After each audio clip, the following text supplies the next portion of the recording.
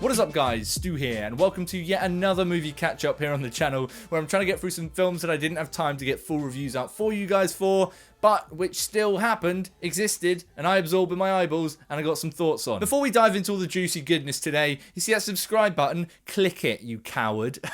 Just kidding, not about clicking it, just about... Just subscribe if you want to subscribe, right? Cool, let's get going. So, as I have done in the last few of these, I'll start today's list off with a suggestion from you guys. This one comes from Anna La.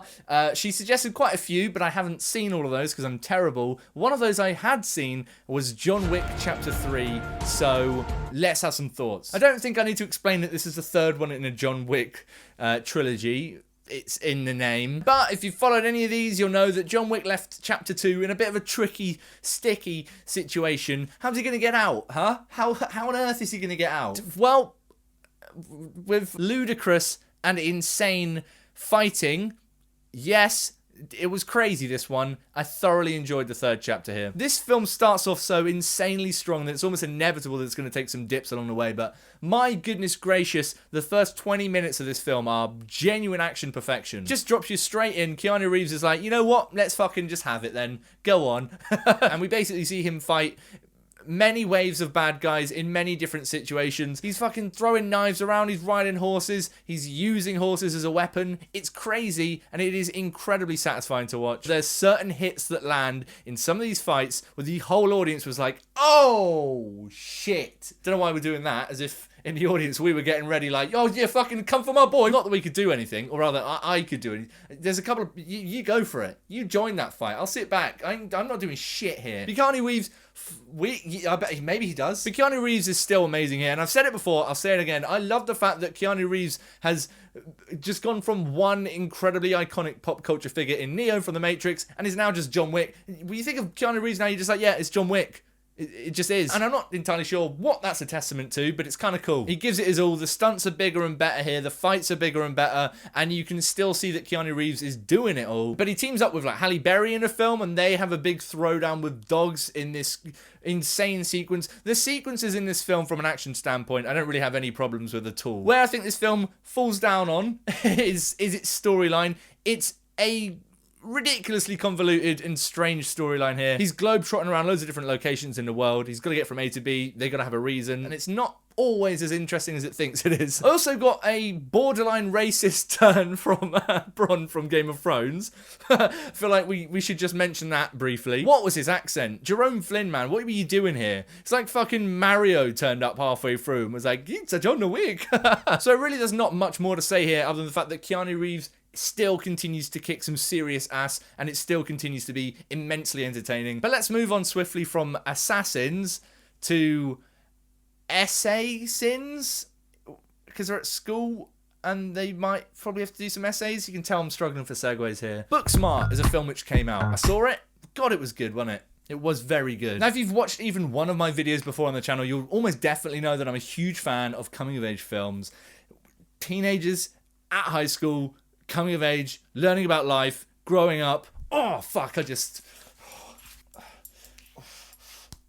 hook that shit into my bloodstream immediately. So I guess it's a given that I was probably gonna enjoy this one. But it's Olivia Wilde's directorial debut, which is something. And I was really quite impressed with just how much style she brings to the table here. It's got an absolutely cracking soundtrack for one, which is always a benefit. But it's also shot really well, and it's got some really interesting moments. But it's also got a really, really good cast. Beanie Feldstein's the lead, I guess, alongside Caitlin Denver.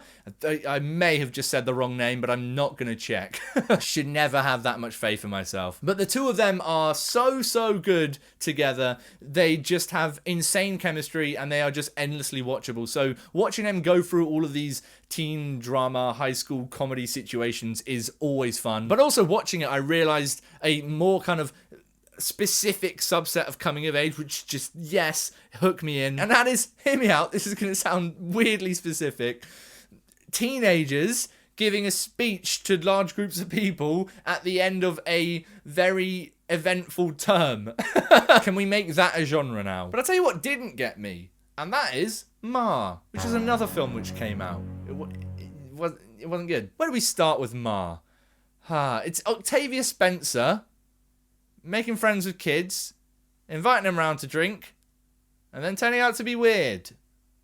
That's the film, guys. That is it. Nothing about this film really worked. It was a really baffling watch. Because story-wise, it's incredibly simple. It's just kids want a drink, so they get an older adult to buy them drinks, and then that older adult turns out to want to hang out with them and be bad news. But the way it decides to tell its film is that it holds off on confirming that this woman is bad news for way too much of the film. We know it's coming, and it's like, oh, I don't get it. Tension, suspense, something. I don't know what they're thinking. And then it's like, yeah. Bad news. Whoa, are you all surprised?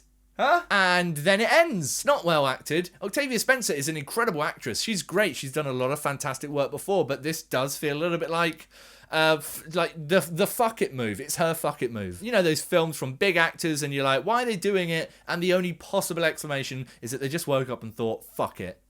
Just fuck it. I guess in almost like the opposite sense to Booksmart, this film suffers from an incredibly cringeworthy script that does that awful thing where it's like, this is how young people are and act, but actually no one has ever acted or done anything like this. I mean, there's a scene towards the beginning where they're in a van and they're all peer pressuring this kid to vape. She's like, I don't want to vape. And they're like, come on, man, everyone's doing it.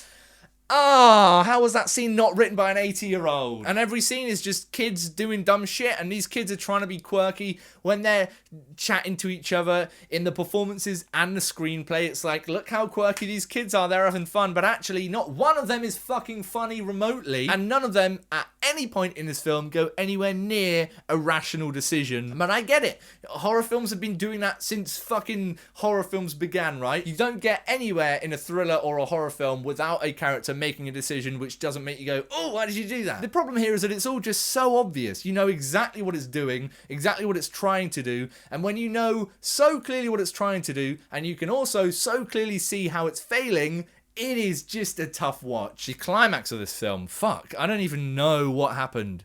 The climax of this film was nuts. There isn't a single point in this film where I couldn't predict what the next scene would be, and sure enough, it just went that way. It was never funny, and it tried regularly to be. It was never suspenseful, and it tried regularly to be. And it was never tense or scary, and it was seemingly trying to do that as well. I'm not sure there's actually anything this film succeeded on. A couple of times I laughed, I guess, so it was entertaining a few times. Granted, for all of the wrong reasons, but I suppose it was still a smile. You fart enough times, you're gonna shit, I guess. I cannot wait to never watch this film again, and I can only hope that if you haven't seen it, you just don't waste your time on this shit. Ma was bad.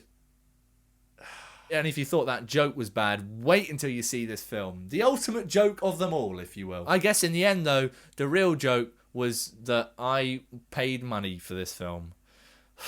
I fucking paid money for this film. Don't ever watch it. And I guess that's a better point than any to end this catch up. If you guys have seen any of the films that I've spoken about today, let me know what you thought about them in the comments down below. I'd love to know. But also, if there's any films you want to see me do a catch up on in the future that I haven't reviewed yet on the channel, let me know in the comments down below. I'll try and get to it. And as usual, if you like this video and you want to see me talk about more shit, please consider clicking subscribe because it helps me out. And it also means you don't get to miss my lovely face when it pops up in your sub feed. Except actually you almost definitely will because YouTube still ain't fixed, is it? I'll see you guys in the next catch up, but until then, stay beautiful, mother truckers.